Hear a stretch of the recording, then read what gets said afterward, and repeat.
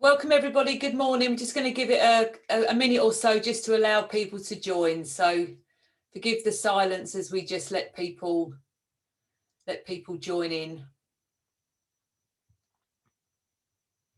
Should have a bit of music playing in the background actually. Would be nice. I could sing if you like, Lucy.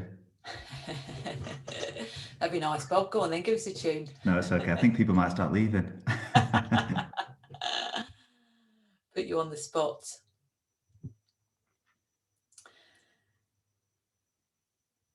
So good morning, those of you that are joining, just signing in. We're just giving it a minute or so just to allow people to join. We've got about 50 people, 50 schools joining us this morning. So we're just letting the numbers tick up. So forgive the silence. You're in the right place. This is the Healthy Minds webinar.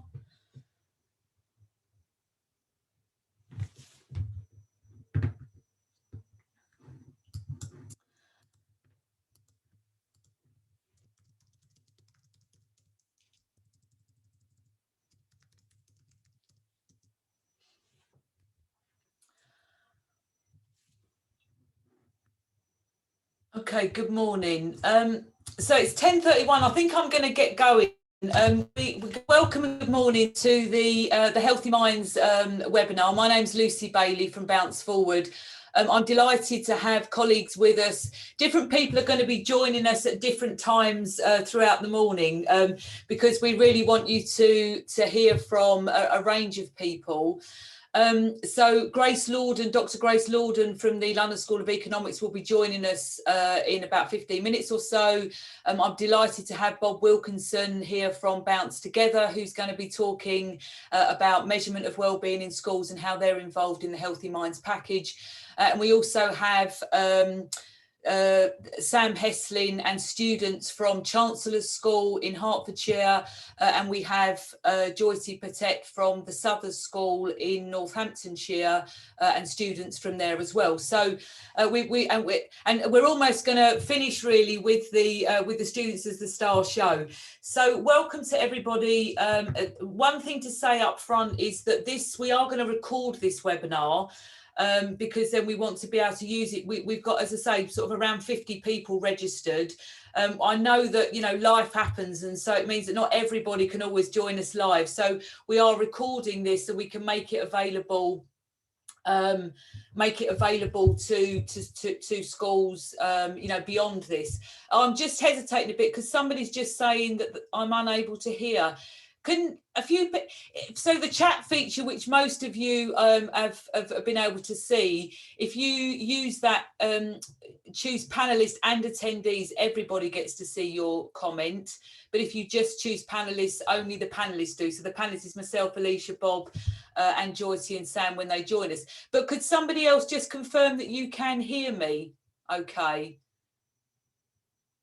Oh, okay. So it looks like you can hear me. Oh, that's good. So Alison, I'm not quite sure why I'm breaking up for you, but hopefully you'll be able to catch up on the recording if there is a problem. Thank you. Thanks, guys. Thanks very much.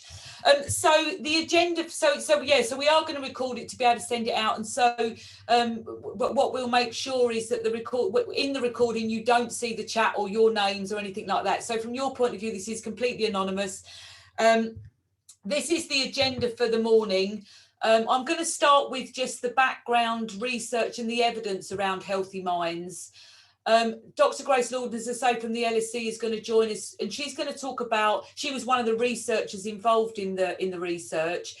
She's going to talk to us about why the outcomes for Healthy Minds matters for long-term outcomes, why this matters for society, for adults, for inclusion. Alicia's just going to talk to you about really what's now available, how schools can get involved in Healthy Minds now beyond the research project, because a lot's happened since. And then we're going to pass over to Bob Wilkinson, who's going to talk about the measurement and impact part that's part of the Healthy Minds package, and talk to you about Bounce Together, which is an amazing platform. I'll let him talk to you about it when he comes on.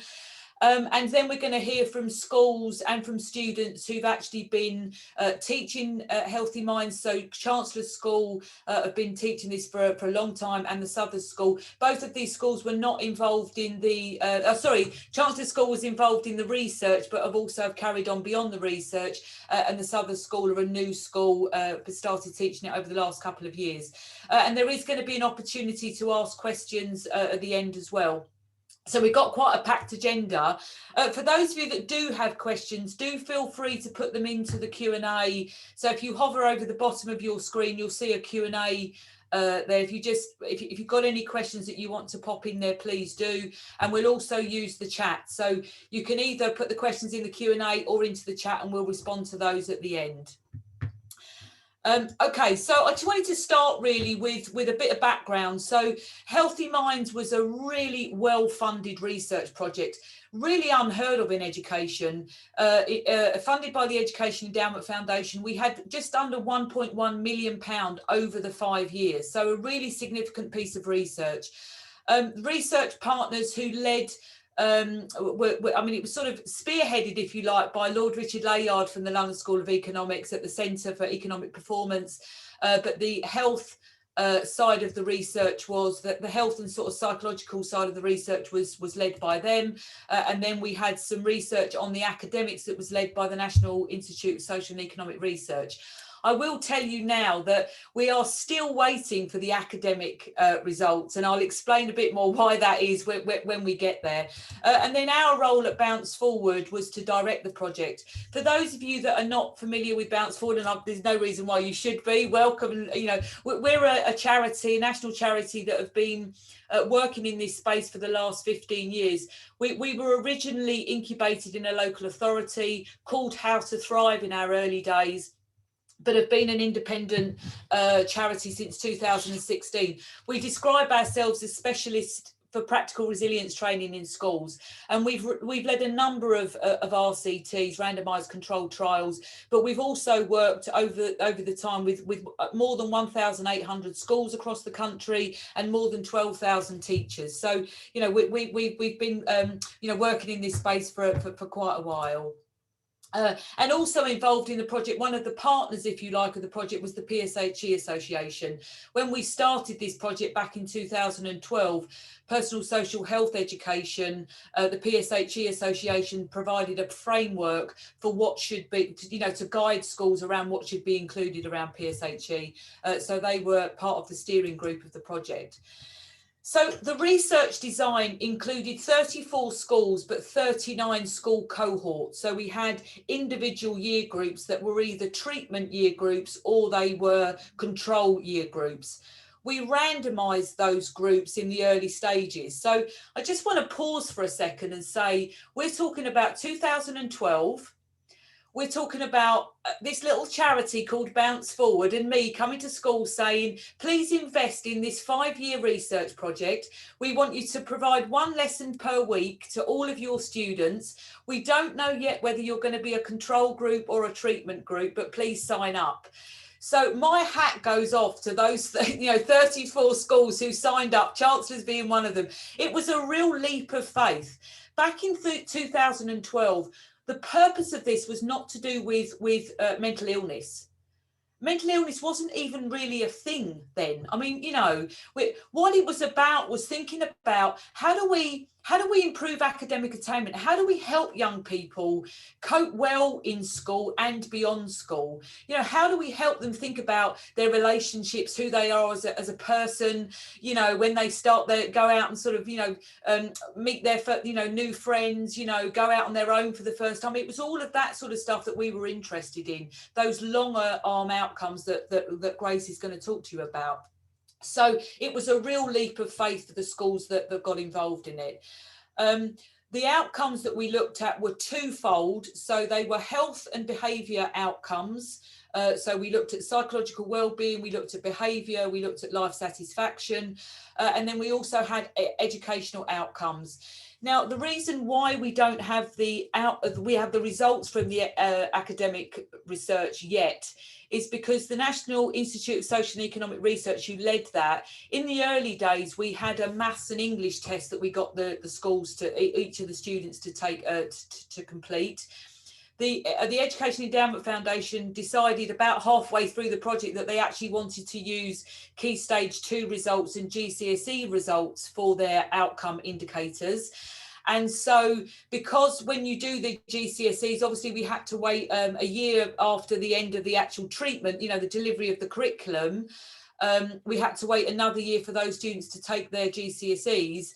And then we've had to wait even longer because COVID's come in, and, you know, any of those challenges around the results and things, there's just been a delay. But we are hoping that those outcomes are imminent. You know, any time now, we are told that they will come. By the way, for anyone that is interested in the detail of the research design, so more than that's written up here, please get in contact with us. You know, we can direct you to the research papers, and I can talk to you in more detail when we've got more time for it. But I mean, I suppose the big thing that I want you to know is that the data collection, so every student that took part in this research completed a health-related behaviour questionnaire. It's a really long questionnaire. It used to take about an hour. Both before the trial started, at midway at the end of year 8, and at the end of year 4. So this was the curriculum was a 4-year curriculum, and then the same with the maths and English test. So we started off with that data collection with this very specific maths and English test, but we've now moved to key stage 2 and GCSE results. The curriculum developed. You know, the curriculum was the treatment. That was what we was doing. You know, that was the difference in terms of being a control school or a treatment school. So in the treatment schools, the schools were asked to teach the Healthy Minds curriculum. In the control schools or the control year groups, those students were taught PSHE as usual, whatever that was for schools. So that some schools that may have been teaching PSHE once a week. For some schools, it might have been having a drop down day. You know, it was very, very, very different. So, and then they got the curriculum the year later. So all the students got the curriculum by the end, because for ethical reasons, we didn't want, you know, to stop some children getting it, but they just got it a year later. The curriculum design started really early. It started with some research done by Dan Hale, John Coleman and Richard Layard, funded by the Paul Hamlin Foundation. Dan had this wonderful job of going around the world and looking for evidence-based elements that would deliver the UK PSHE framework. Yeah, what a lovely job. He went to America and Canada and Australia, you know, looking for so it's amazing, and came back with this long list of sort of individual products, really, that, you know, in the individual programs. We also designed it. So we designed it based on that list from Dan. We also responded to John Coleman's work on adolescent development, what's going on for young people in terms of their physical and psychological development. So we did it in terms of age and concern, thought about, you know, some of the things that were relevant for young people through adolescence. We applied it to the then PSHE framework and responded to practical considerations. So we thought about how many weeks were in the timetable, you know, that not every, you know, we couldn't use all 40 weeks. So we needed some days because of inset days and because of drop down days and whatever. So it roughly was about 30 to 31 lessons per year, per week for each of the schools. And then we took out some elements. So in terms of that original design, there were some that we just felt were not going to be suited for UK schools. For example, there was a programme called Safer Choices, which was basically 20 hours of telling students to say no to sex. Right, just 20 hours. Say no this way and this way and this way, which we just felt probably wouldn't land very well with, you know, so we actually then looked at what else would be available that wasn't in Dan's list, and found actually that there was some gaps. So the sex education part, there actually wasn't anything off the shelf. So we worked with the Sex Education Forum to design Sex Ed Sorted. There wasn't anything around social media. we're going back to 2012 here, and actually Dan's research was prior to that. So social media again wasn't really a thing. So so where there wasn't anything, we designed those elements with the experts, with young people, and making sure that we were doing that to best practice. What you have in front of you is the conceptual design, really, the bit that sort of sat below the curriculum. So, we had this long list of programs. We wanted to then apply John Coleman's sort of theory of adolescent development to it, and then designed the curriculum to this trajectory. So, year 7, very much about managing the world around them. The reason why we say year 6 and year 7, and I know we have got some primary schools with us, that whilst Healthy Minds is primarily a secondary programme, there's absolutely some elements that are suitable for primary schools as well. So for those of you that are primary schools with us and want to have a conversation about that, please get in touch. But so year 7 was all about helping, students think about managing the world around them. Year 8, when they're starting to, sort of move towards their future. Year 9, really, when they're sort of becoming more independent around the decisions that they make. And year 10 and now 11 since the research around sort of planning for the future. So then this is sort of an overview of what the curriculum looks like. So down the left hand side you have John Coleman's curriculum, the conceptual framework for the curriculum. The middle part is each of the elements, so what each of the parts are called, and down the right hand side is the number of lessons that are involved in that element. Again, I'm not going to go in, just for time, go into that in any more detail, but we have the full detail of those behind each of those things. Ultimately, what this is about is helping children communicate, learn something. There's an intellectual bit that goes, and we want kids to learn something. Then ultimately what this is about is helping children and young people express themselves, to be able to communicate, to be able to articulate what's going on for them, and also then to be able to understand and respect others. These are almost like the overarching outcomes that we are wanting to achieve. Teacher training was a really important aspect and still remains a really important aspect of it. The teachers that were involved in the Healthy Minds research project took part in 19 days of training. 19 days of training, guys, in personal social health education, completely unheard of. The fund also provided cover time for them, but it was a huge. So the teachers that we trained as part of that, I truly believe are the experts in the country around personal social health education. I mean, I prove me wrong, but I don't think there's any other PSHE teachers in the country who have had more than 19 days of training specifically about personal social health. And for me, one of the most rewarding parts of this whole process is actually that professional development. Those teachers who in the early days were quite sort of nervous around having these conversations about, these sort of psychological principles and so on, and now are absolutely expert in navigating those conversations. These are the headline results of the health and psychological aspects of the research. Again, as I said, we'll share the research papers and so on with you. I want to share just a short film with you that was run by the BBC, but I am delighted to have Dr. Grace Gordon with us from the London School of Economics, and I know that her time is really precious. So I'm going to, at this point, just pause and hand over to Grace, who's going to talk to you about why this matters, why Healthy Minds outcomes matters for long-term outcomes for society. So welcome, Grace. Thank you so much for your time, and hand over to you.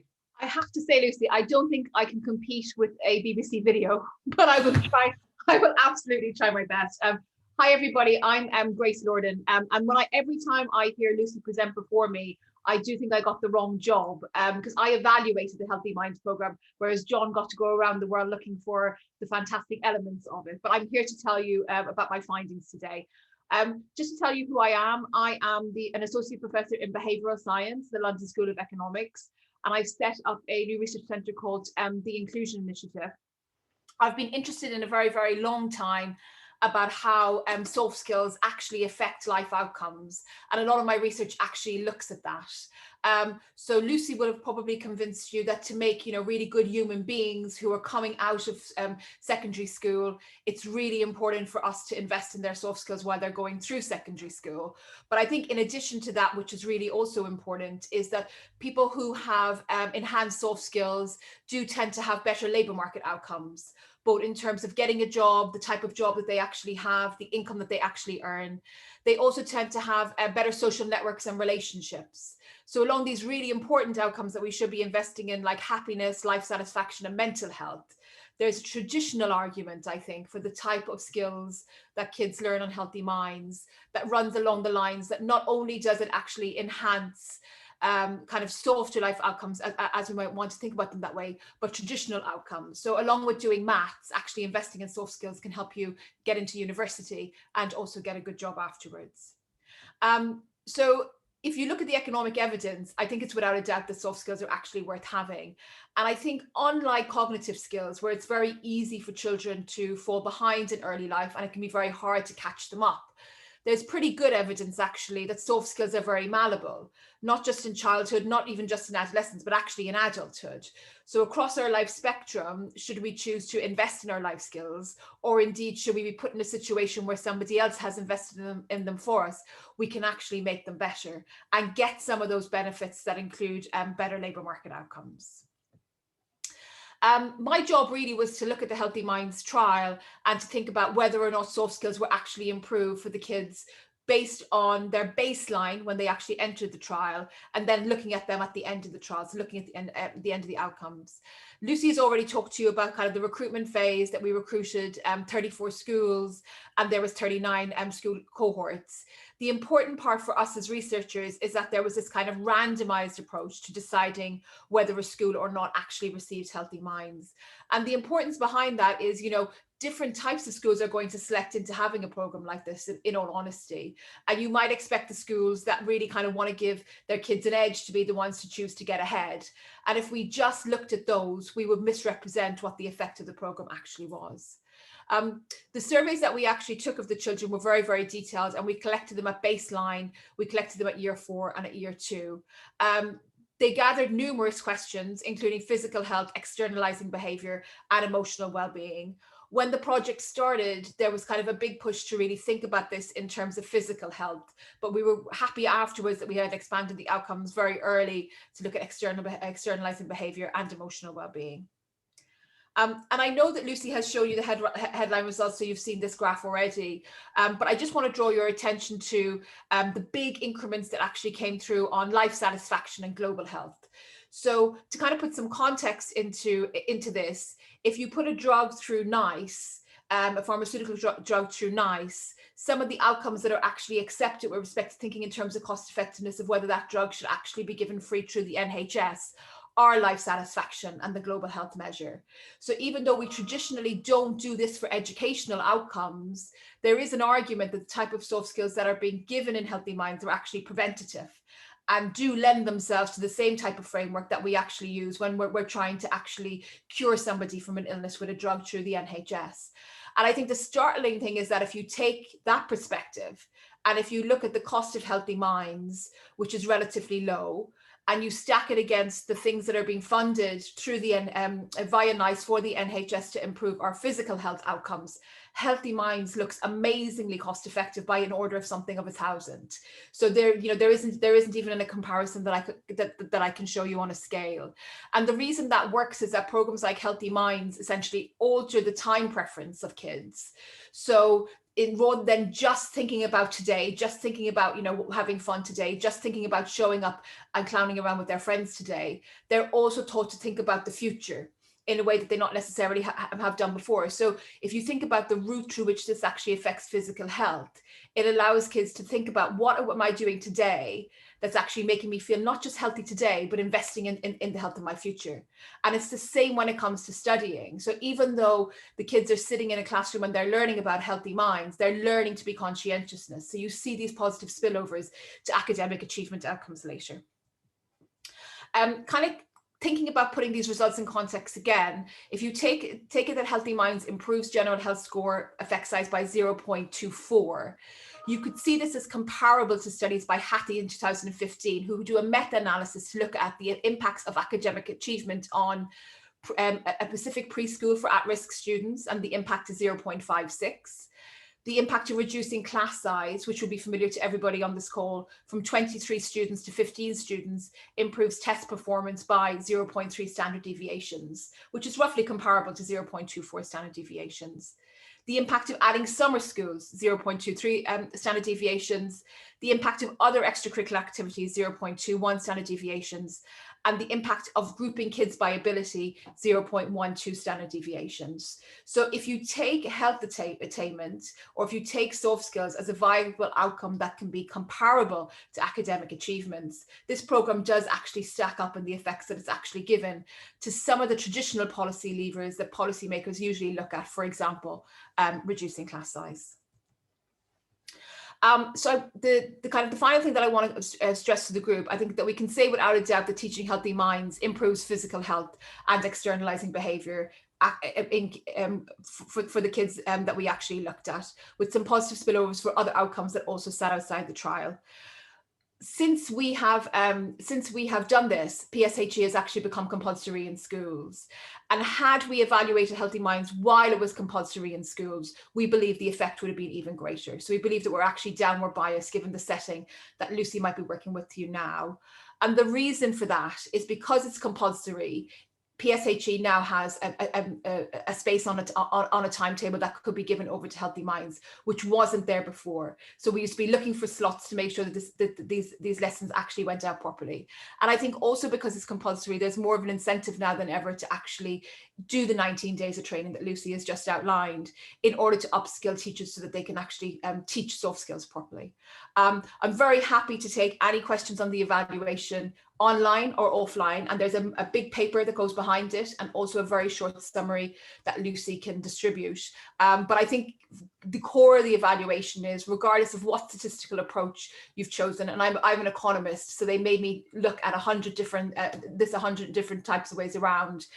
Healthy Minds does improve physical health and externalizing behavior, and the link to labour market outcomes. And I can see Lucy smiling because she always wants me to upplay the happiness and downplay the labour market outcomes. But the link to labour market outcomes is really, really strong. It does deserve a place alongside traditional academic outcomes. And finally, my current work is actually looking at job flow data. And we're really looking to look at the differences in wages premiums that people actually get from being high on cognitive skills versus being high on soft skills. And they remain independent. But what's really interesting is whether you're in a job that's a physical labor job, whether you're in a professional job, or whether you're somebody who's a top manager in society, the premium of the interaction between cognitive skills and soft skills is growing. So what that means is that before we had these independent effects that were really, really powerful.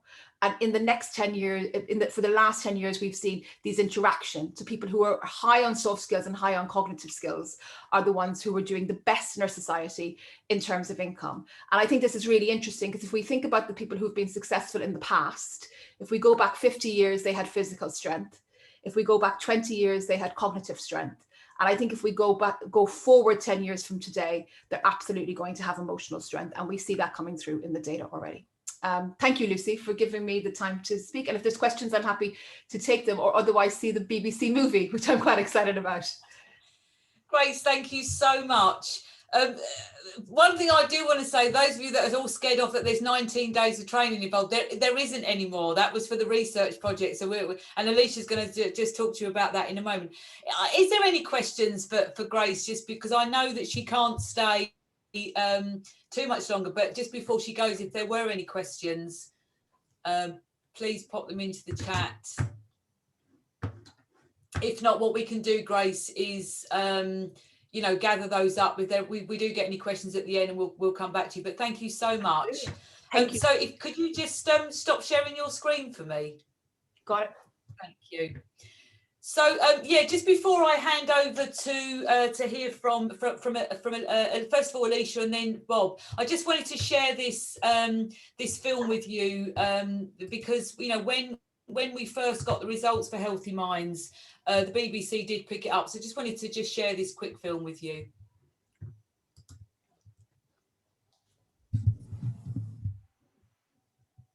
Hopefully it's going to work. So the time now is 6:52. As NHS figures show worsening mental health among teenagers, researchers are urging the government to include life skills in the curriculum of English secondary schools. It follows a pilot study which taught students skills and techniques to help them navigate the pressures of growing up. Here's more from our home editor, Mark Easton. Slowly in, slowly out. For Year 7, today's lesson is on how to breathe. Get your backs up, right? This class at Chancellor's School in Hertfordshire has just begun a 4-year study programme teaching them the skills and techniques for a happier and healthier life. It's just as hard as maths, I always think, this lesson, because you need to try these techniques to perfect them. With mental health and behavioural problems among secondary pupils worsening, dozens of schools across England have been testing an evidence-based programme using theories from positive psychology. What if the other person wants something else? You need to be able to negotiate and compromise with someone so that they can have what they want and then you can have what you want.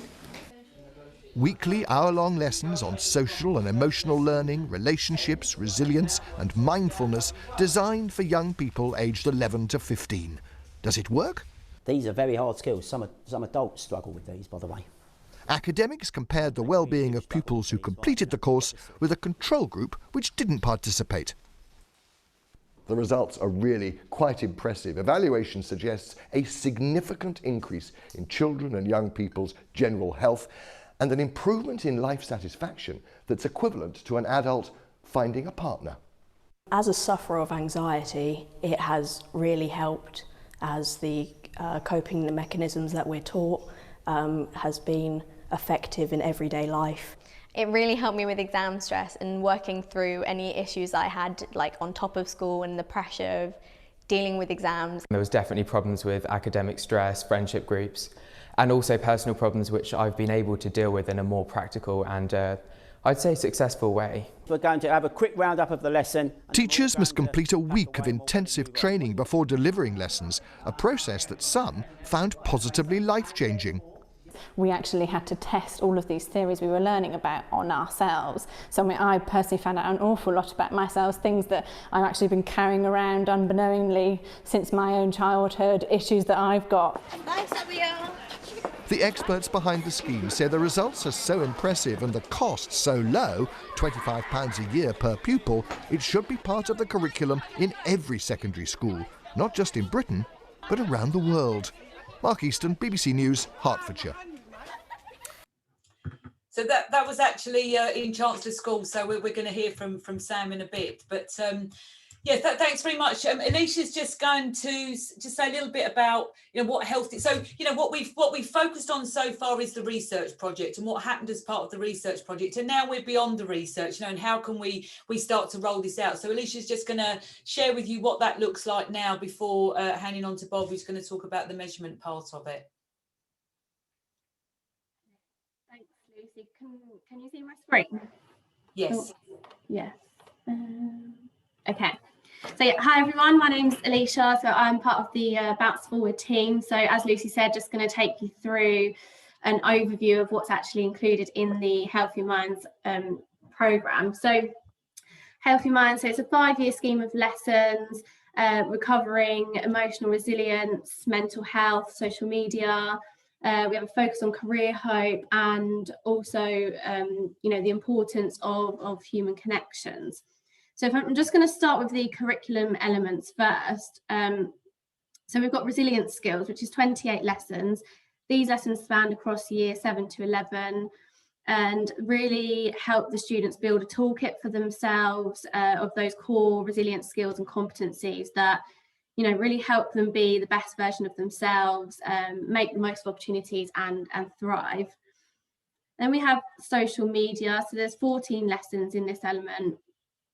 These lessons will help students consider the blurring of boundaries and help them learn to think critically about the choices that they make in life.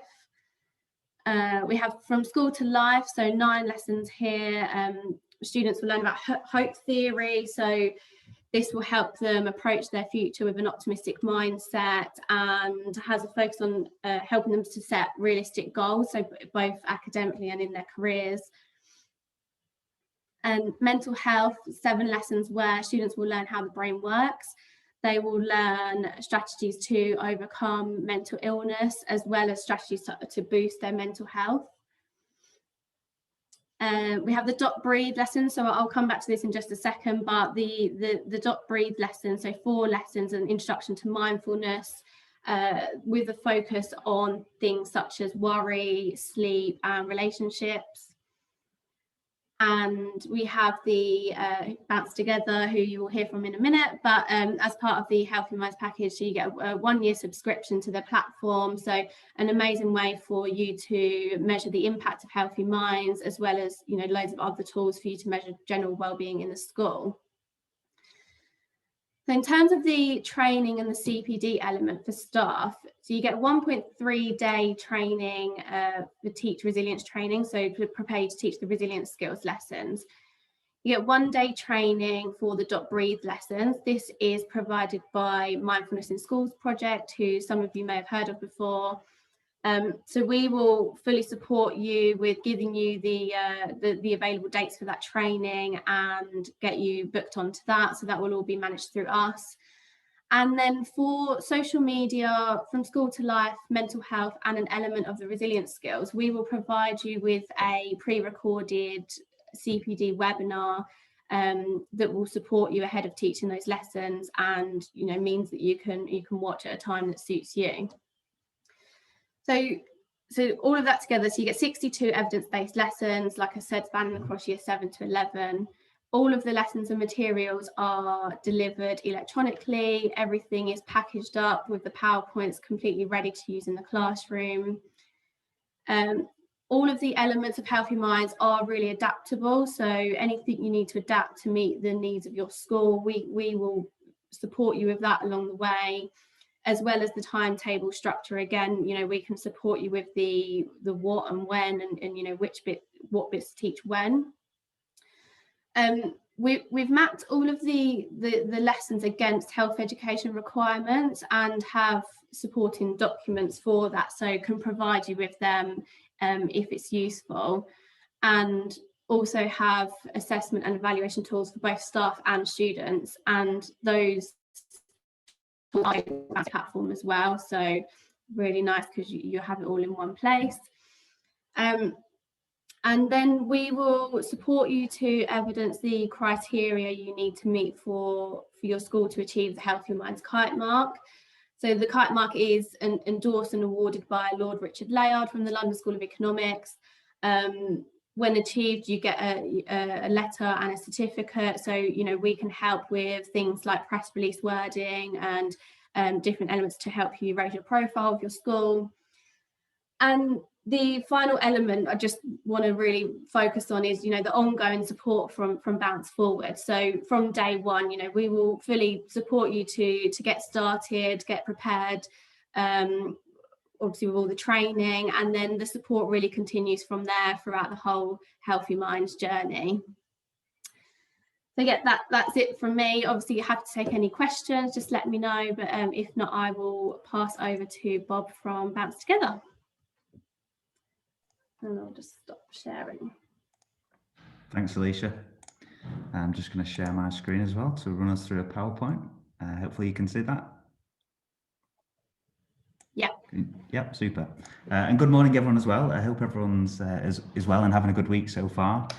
And I just want to say as well that every time I hear Lucy and now Grace talking about Healthy Minds and Alicia, it just blows my mind, and I become incredibly jealous that I wasn't taught this when I was at school. So I'm Bob Wilkinson. I'm the Managing Director of Bounce Together, and I've really got sort of 15 minutes to talk to you today about how we support the Healthy Minds programme. Hopefully I'm not going to run over. So first, I just want to give everyone a little bit of context in how we support schools to monitor and measure wellbeing at Bounce Together. We'll then look at very briefly at measuring wellbeing in schools and take a look at some of the advantages that surround that as well. Then we'll look at our role specifically in Healthy Minds and explain what's included from the Bounce Together element. And then finally, I've got another video to show you as well, just for a couple of minutes, that will sort of help paint a picture of how Bounce Together will work for you in practice and practically.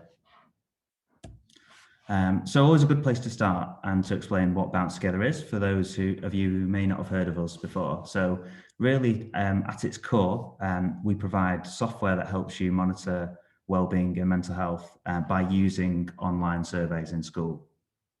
So it's designed specifically for the schools market, and that means that all the information that you collect is sort of contextualized for schools and for your environment. And when we sort of founded Bounce Together over 8 years ago now, we were finding this increase in emphasis, I guess, and pressure on schools to engage pupils in their emotional health and their emotional needs. And I suppose an increase in desire really for capturing information about that emotional side to education. But what we found and what schools told us then was that there was no quick and no easy way to collect that information and to get that data. So that's precisely what we've set out to do as a company, and the exact problem really that Bounce Together is solving. So as well as the software, we don't just provide that, we license and make available as part of Bounce Together, out of the box, validated and tested measures based around well-being.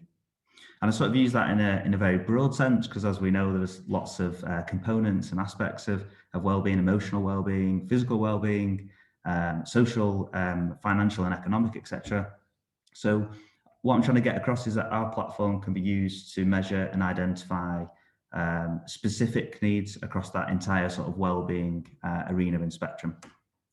Ultimately, what that kind of means is that you don't need to create your own if you don't want to.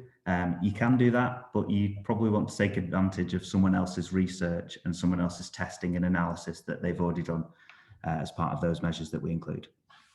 They also span questionnaires across a number of different age ranges and key stages that also look at pupil and staff wellbeing.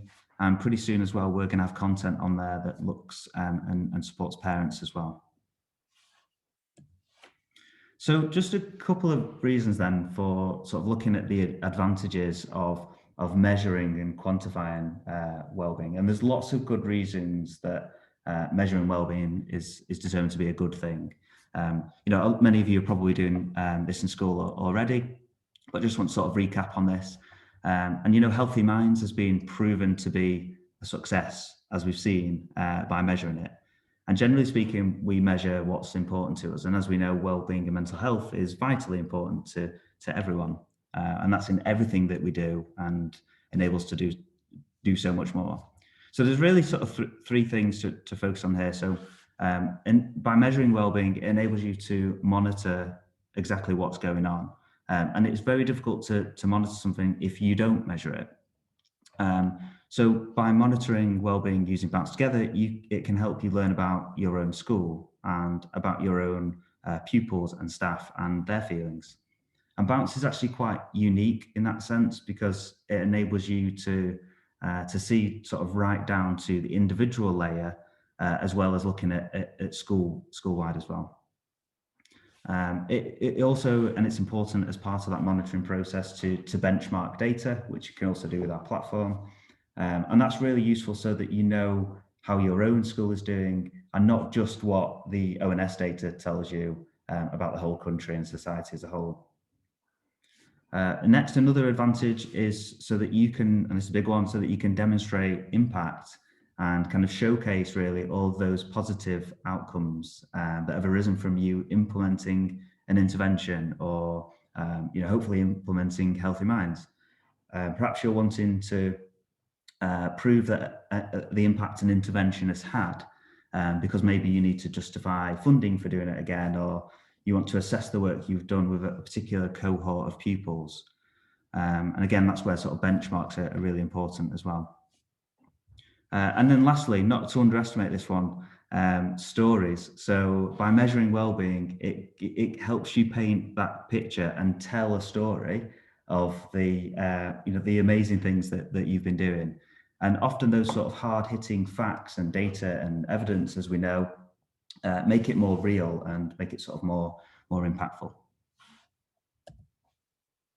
So with that being said, let's just quickly explore Bounce Together's role in Healthy Minds, and I'll just run through what's included of that as a standard as part of the programme. And hopefully you've kind of guessed what we're providing as part of this, but our role is really to support you in capturing the data from your school about mental health and well-being. And as revealed by the evidence in the Healthy Minds research, we know that Healthy Minds makes a positive difference to life satisfaction, to physical health, and all of those things that Grace talked about earlier on. But what Bounce Together will help you do is to monitor those things in your own setting and in your own school, across year groups, across classes, right down to the individual layer. And talked about in the advantages in the previous slide, it'll enable you to tell stories about the impact that it's making and back that up with evidence and with data.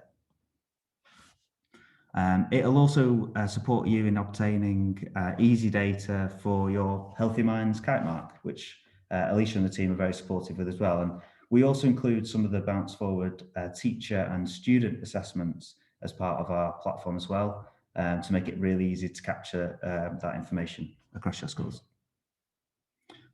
More on the sort of Bounce Together side and what you will get, you'll get full use of our platform in school. That includes the setup and training. You get a full 12 months worth of use. There's no hidden costs or anything within this as well. It includes MIS integration to help get your pupils on the system. You can create your own surveys. You can use a single sign-on, and then take advantage really of the instant reporting and comparisons that are part of the system. It also includes naturally the validated and tested questionnaires and content for both pupils and staff that I've already talked about. And more information about the actual questionnaires is listed on our website as well. So you can sort of go there to find out the full range of questionnaires that we include. And of course, if you want to, you can build your own questionnaires if you want to ask something specific within your own school. So I've got a quick video rather than me waffling on and taking you through a full sort of demo of the system. Just wanted to play this video just to give you a sense of how this would work in practice. So I'm going to hopefully.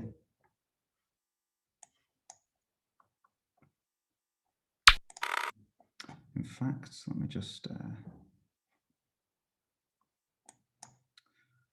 stop sharing a second.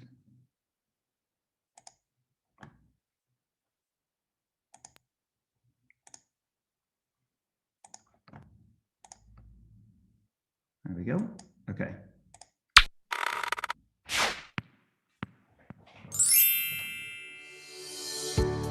Bounce Together is an online survey app that uses digital questionnaires to collect information.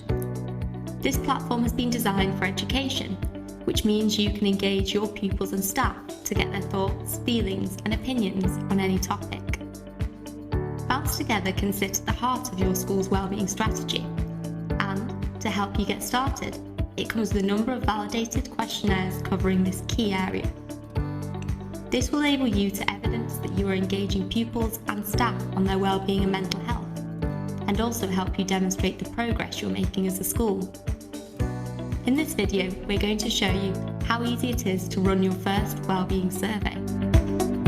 There are just 3 steps to doing this: choose and assign, engage and capture, and report and evidence. Let's start with choose and assign.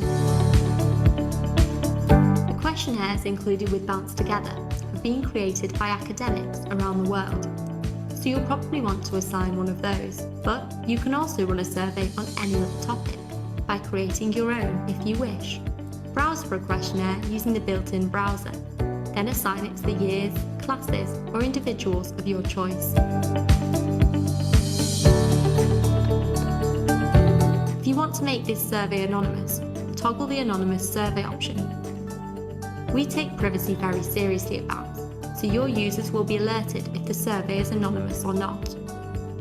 That's it with choose and assign. and your users are ready to engage with the survey. Next up is engage and capture. We've completed loads of questionnaires in our time, and they were often tedious and complicated. But not with Bounce Together. We've made this process simple and engaging. Questions are shown one at a time, and it's easy to read and respond to them. You can see where you're up to using the navigator, and you can always come back to it by saving for later if something comes up. The validated questionnaires on our platform are typically multiple choice and designed for a variety of age ranges.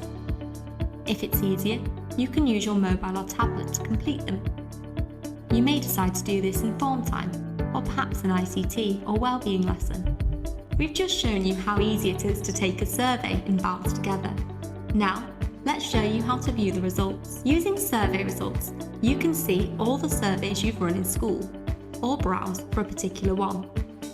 Just click on a tile to see the results of that survey. Instantly, you'll be able to see the responses to all questions. Move through the questions and change the chart types to display the results in a different way.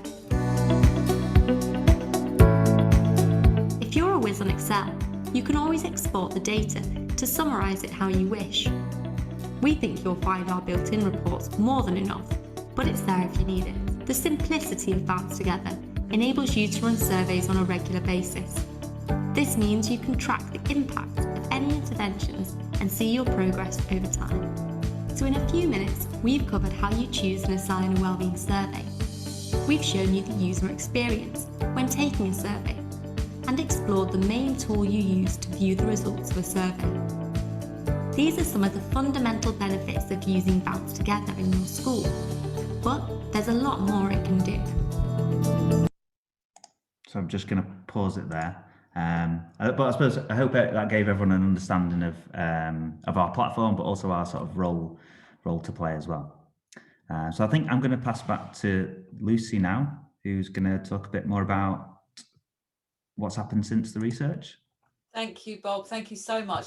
I've got to say, guys, I mean, when we found that, we're Bounce Forward, they're Bounce Together, it's like a partnership made, but we've used the tool now, not only, with the schools that are involved in Healthy Minds, but we've used it ourselves with a number of projects. We just did some training as part of initial teacher training and had over 250 trainees who we tracked sort of at the beginning and then at the end, and it's so simple and so easy to use. It's really, and I just think, we need to start. I think it's a really important thing, isn't it, to start to sort of pay attention to the well-being of our students. We know that at schools now, so it's just amazing to have a platform that's all sort of done, and they also provide such great support with both onboarding and ongoing. So yeah, thank you so much, Bob.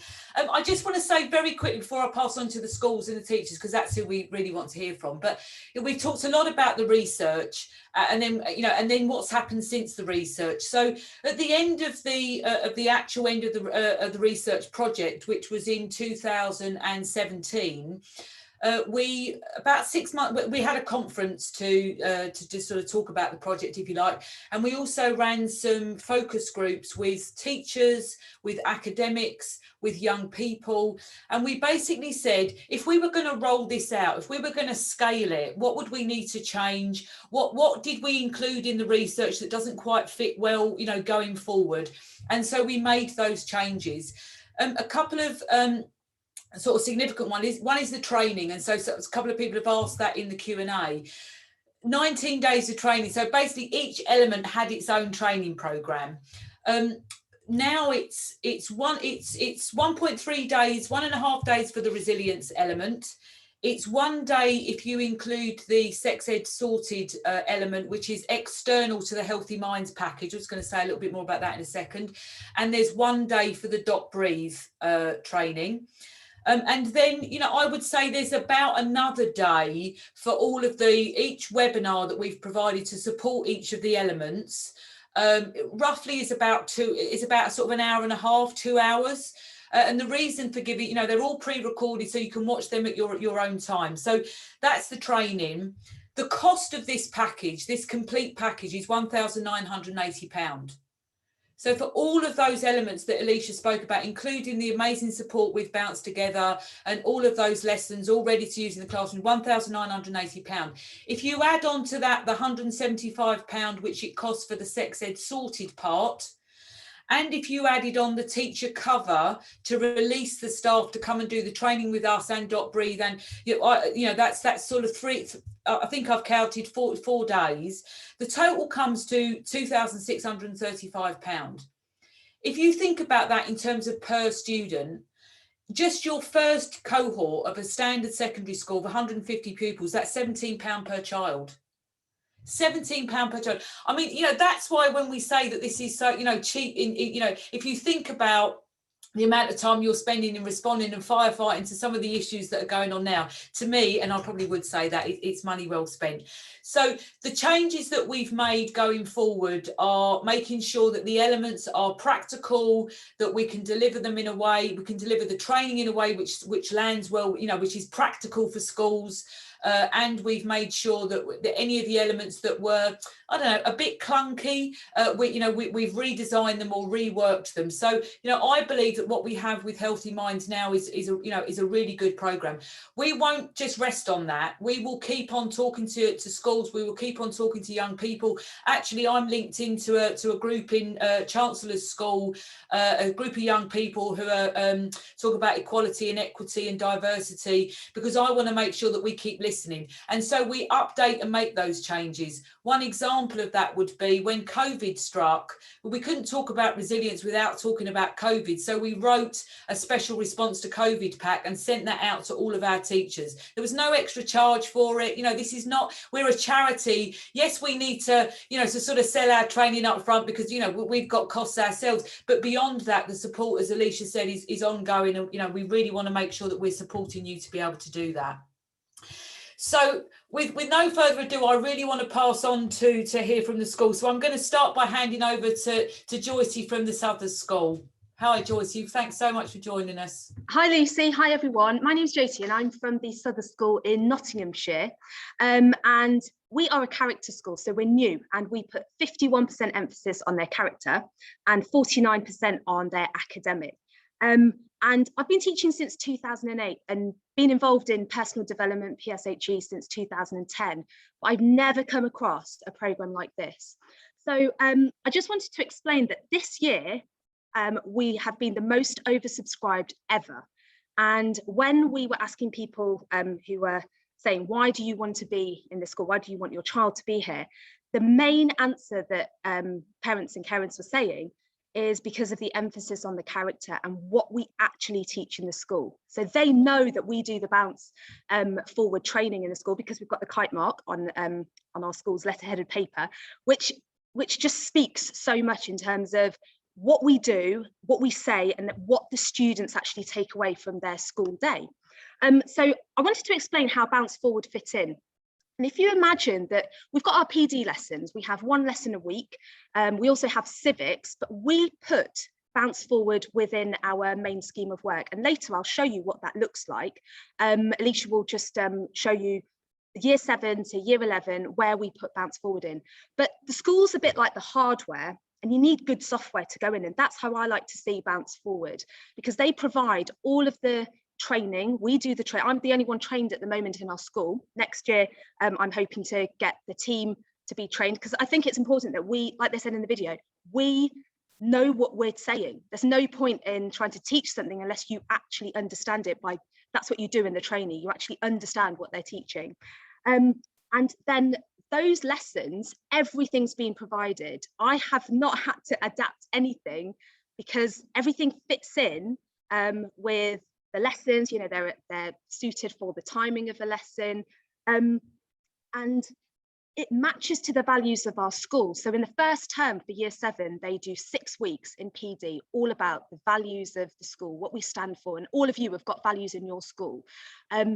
And then we talk about the resilience training, and then they know, right, we're onboarding you, we're getting you to start this program. It starts in year 7 and it finishes in year 11. And already I can see the impact after 1 year, where our students, they are using the language that we've taught them, and they're able to deal with situations that actually could escalate.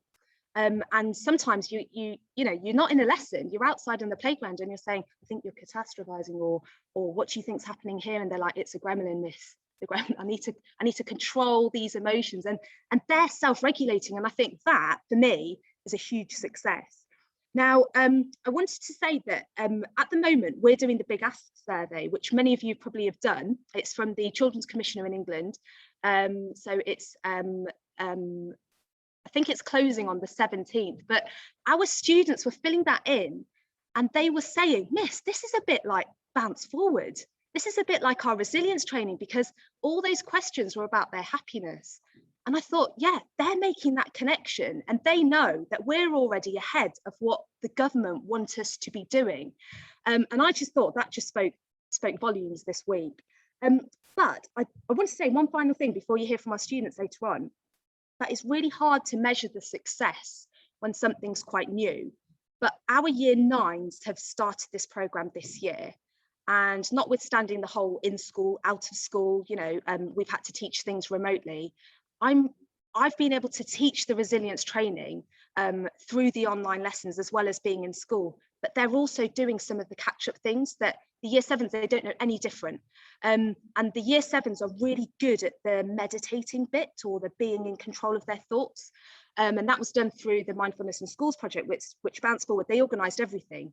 And I just felt that the impact that I'm seeing in school, even for those students who are doing a bit of a catch-up, it's just paramount. And I can't wait to see our current year 7s going through to year 8, year 9, finishing Key Stage 3 and knowing what they need ready for Key Stage 4.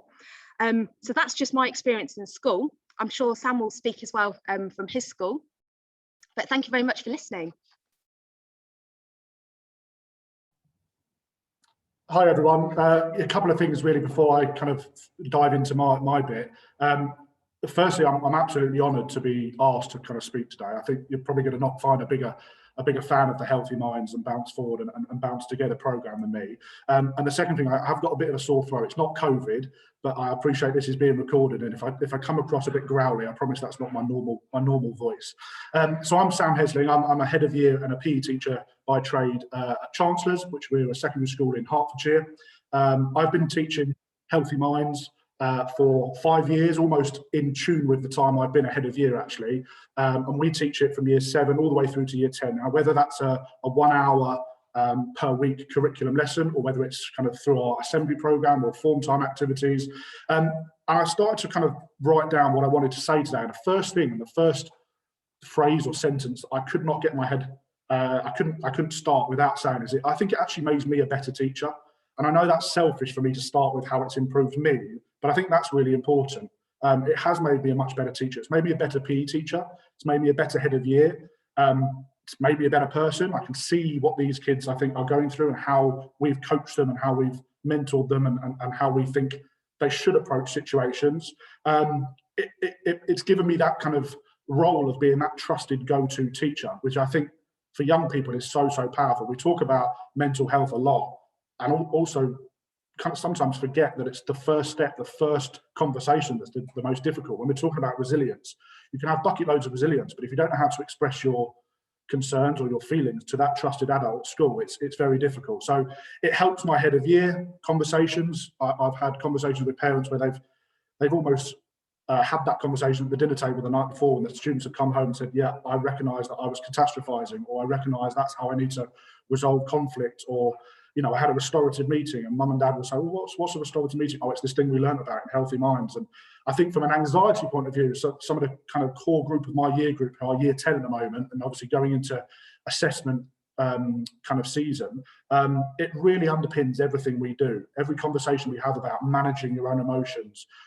Healthy Minds have been that support network that we almost started as a bit of a trial school, if that's, for want of a better phrase, Lucy, correct me if that's the wrong phrase, but we were a pilot school. We kind of took it on without really knowing a huge amount about it, and we've stuck with it, and we are now kind of, I think Lucy said, we are absolutely wedded to it. We are obsessed with it, and we, as I said, it underpins everything we do.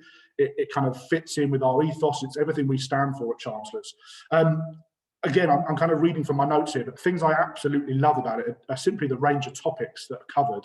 We've got resilience, you've got drugs and alcohol, positive self-talk, positive emotions, negotiation, decision-making, coping strategies, breathing strategies.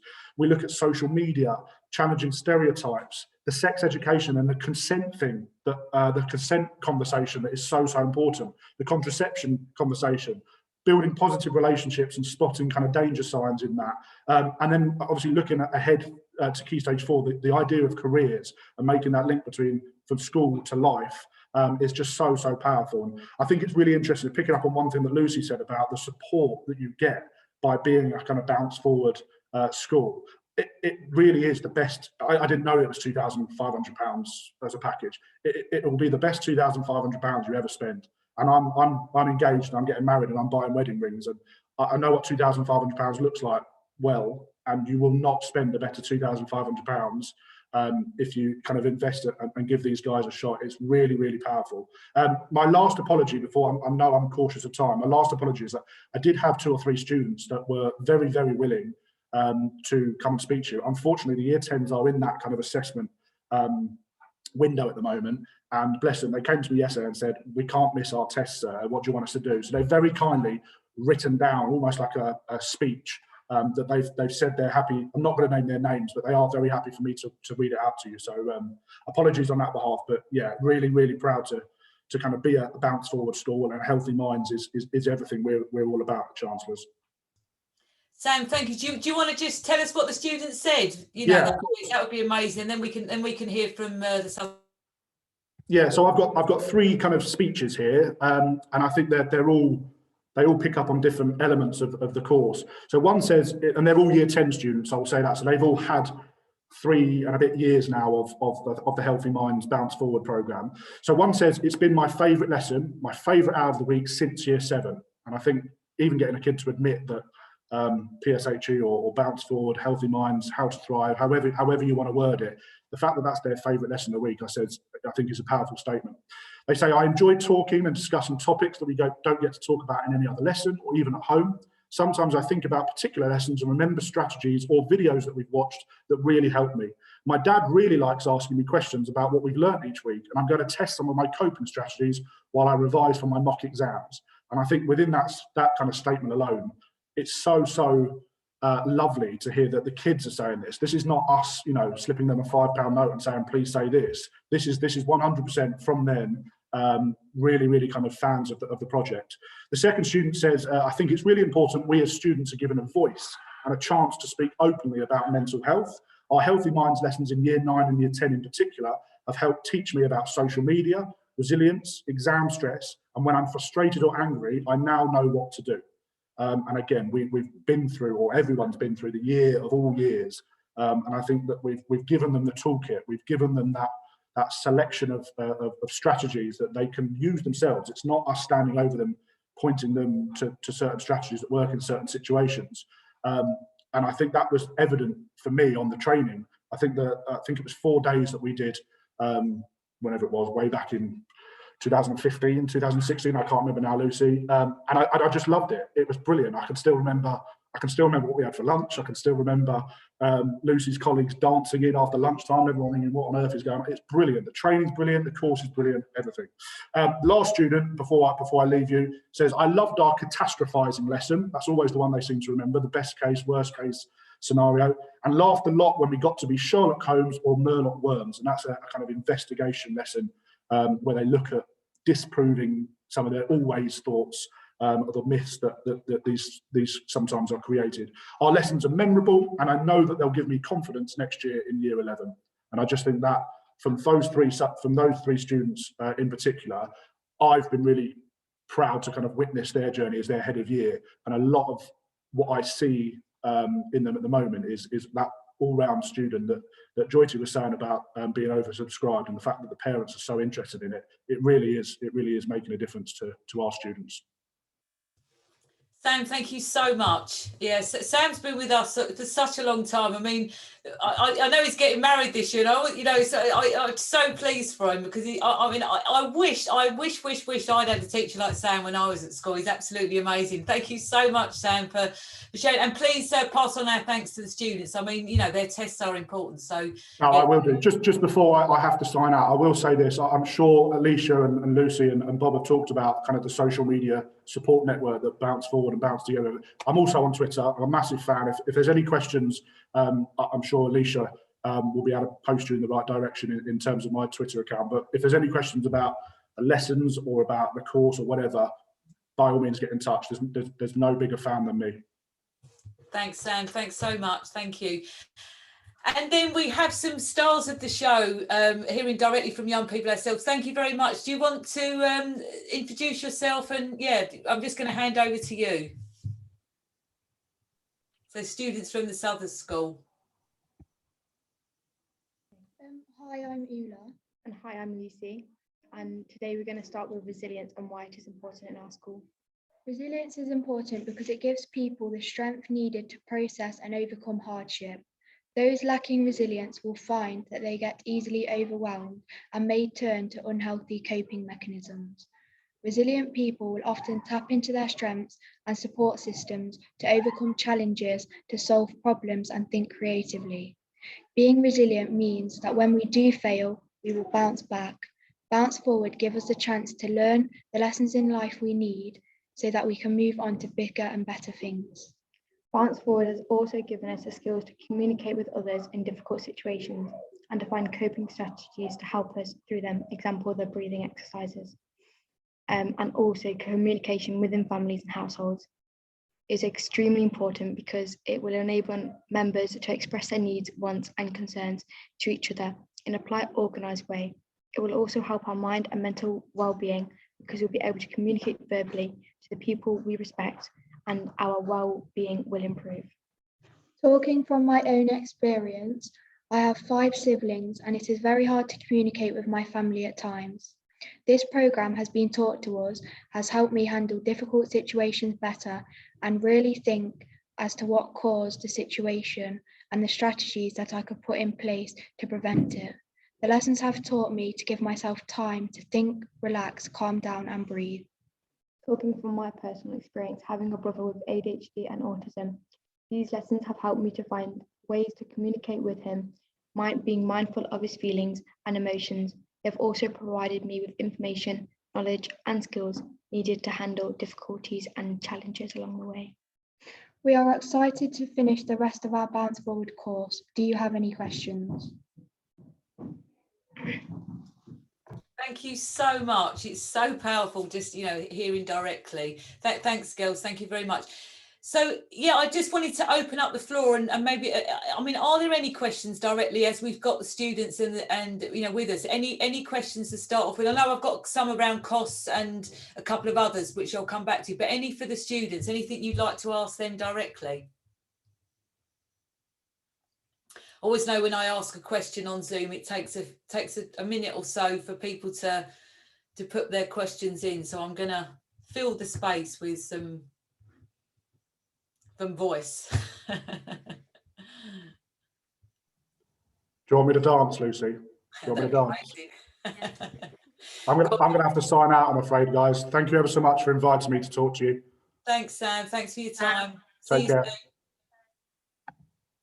Okay, a couple of questions that have come up. So one I'm going to deal with first, which is around cost. Someone's asked so our cost is £1,980. That's for all of the 66 lessons that Alicia spoke about in the Bounce Together part, including Dot Breathe. Externally to us, and we can facilitate and support that, is the training for Sex Ed Sorted, which is £175. And then the 480 that I included was really the sort of cover time for staff to be able to. So that sort of total is really about one member of staff doing that training. So is it a one-off cost? So the main cost is a one-off cost. If you want to do it in subsequent years, there would be an additional cost for the Bounce Together element.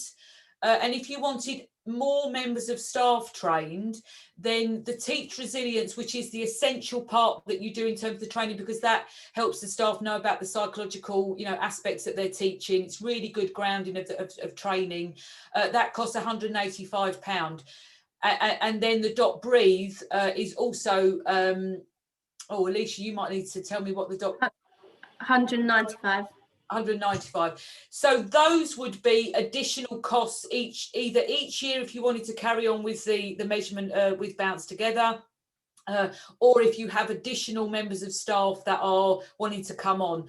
The copyright beyond that Teach Resilience and Dot Breathe, you know, once they're trained in Teach Resilience, from our point of view, they're able to access the webinars, the pre-recorded webinars and all of the materials. And we feel, you know, they are part of our community and have that ongoing support.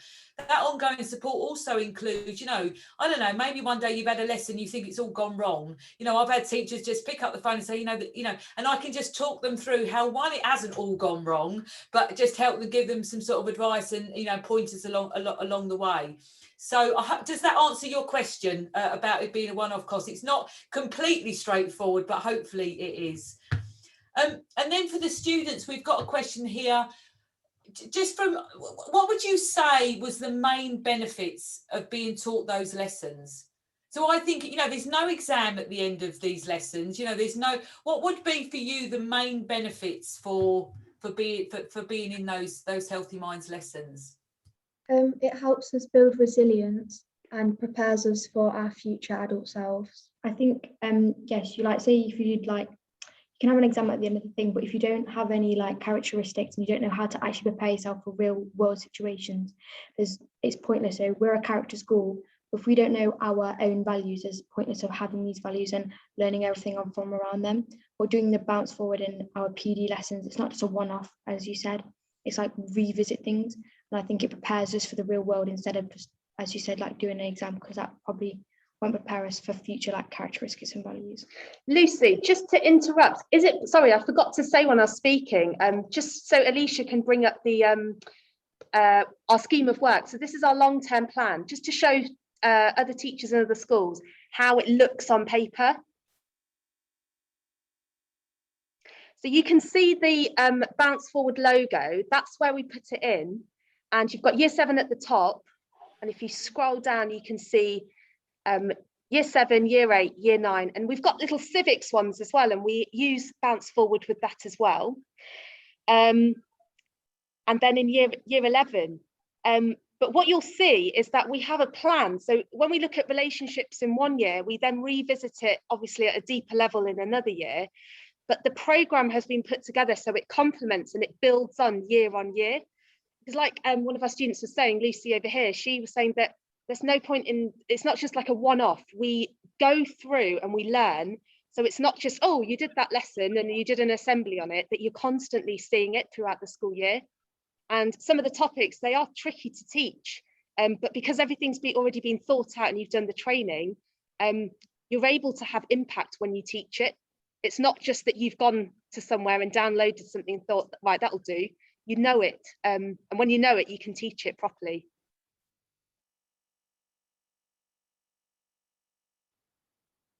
Thank you, Joyce, and thank you to Lucy. And sorry, I couldn't quite catch the other student's name. So sorry, I'm not saying your name, but thank you so much. Any other questions? While you're thinking about that, there was a question asked from Ruth. How many schools do you work with on Healthy Minds? So that's a great question. So we had originally we're 34 schools, and I think pretty much all of those schools are still teaching Healthy Minds. And then since we've got, I mean, Alicia, can you help me out? I know we've had 3 in this year that have signed up.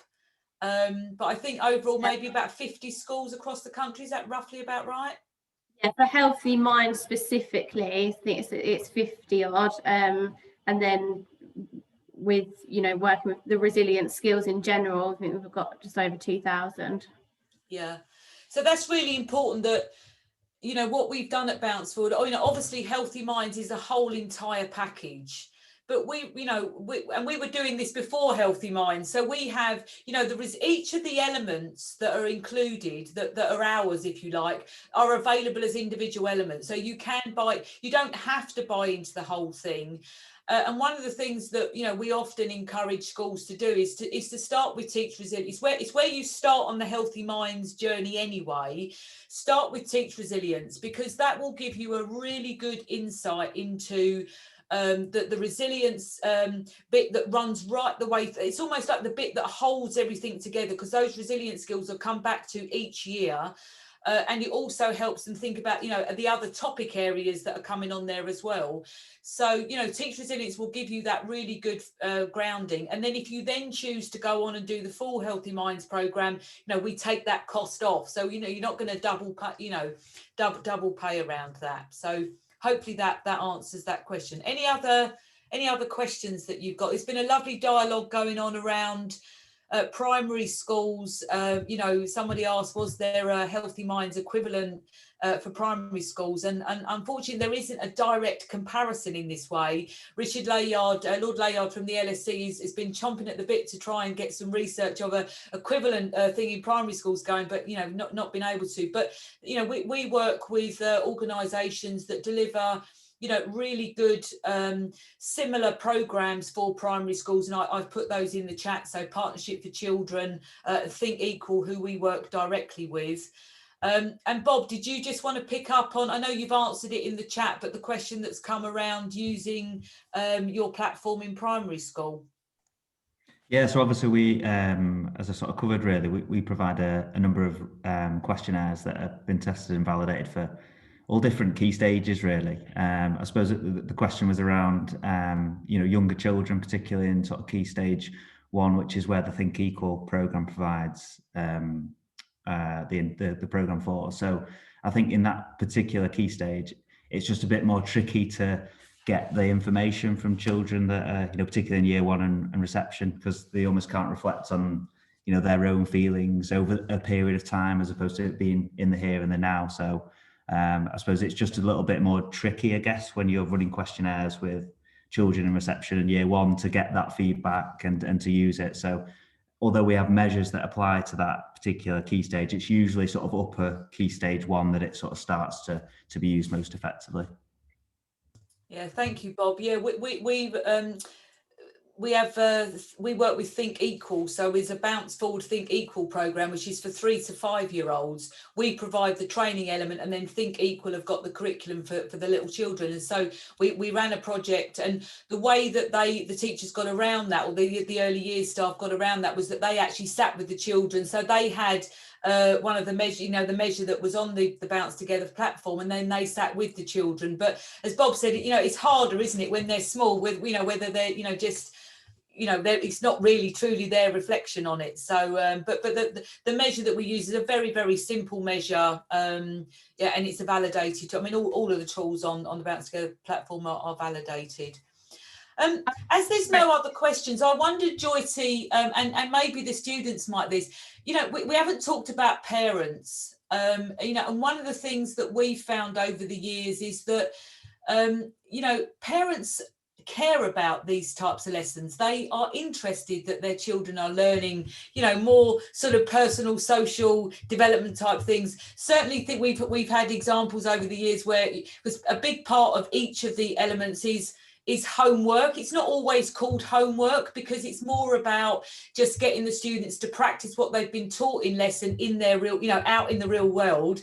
And so encouraging them, some of the home practice or the homework actually encourages them to talk to their parents about what they've been learning, ask them certain things, you know, to get them to think about it. But Joyce, I just wondered if you would say something about anything you've had from parents, or any feedback you've had from parents, you know, on that side of saying. I don't know if the students have got anything to say on that as well. So we haven't had a parents' evening because of COVID, but we do know that when we've spoken to parents on the phone, they have said that my students come home, this is for example year 7, and they were looking at, for example, resilient competencies and the idea of human connection, and we had a really lovely discussion about it. And one parent in particular said, I've just noticed that my child is not talking in a child kind of way, that they're actually speaking to me almost grown up to grown up. Not to say that we want our children to grow up too quickly, but the maturity is there, and the child is actually saying, I understand now why you've asked me to do that, because they're able to see and think beyond a situation. And that forward planning can help when they're going to react to a situation, which often it's the reaction that causes the escalation, the problems, the way that they may interact online.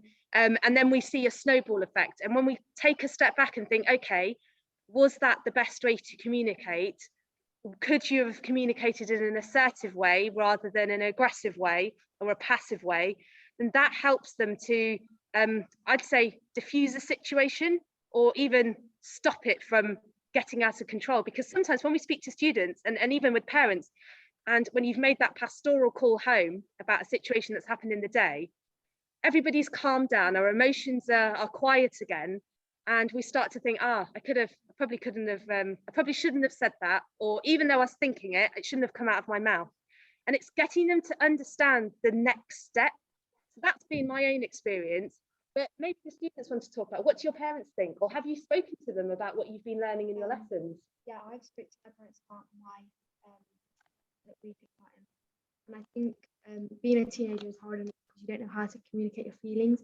And learning this, you go home and you're like, wait, I shouldn't do that. And then your parents are like, my parents notice changing me because I'm like, hang on a minute, I don't need to be lashing out because you've got that for dinner or something like that. So I think I've talked to my parents about it, and they understand because they also have feelings and they might have a bad day. And then if we're both having a bad day, it just gets too much. So they understand where I'm coming from. And now it's just, there's always going to be arguments, etc. But you can calm it down and not do the snowball effect like Miss said. So yeah. And Una? I've talked to my parents about it, and they think that the curriculum is great because we're learning about all these things that can prepare us for the future, and you get less arguments at home because you're more grown up and you handle situations better. Thank you. Thanks so much. Thank you.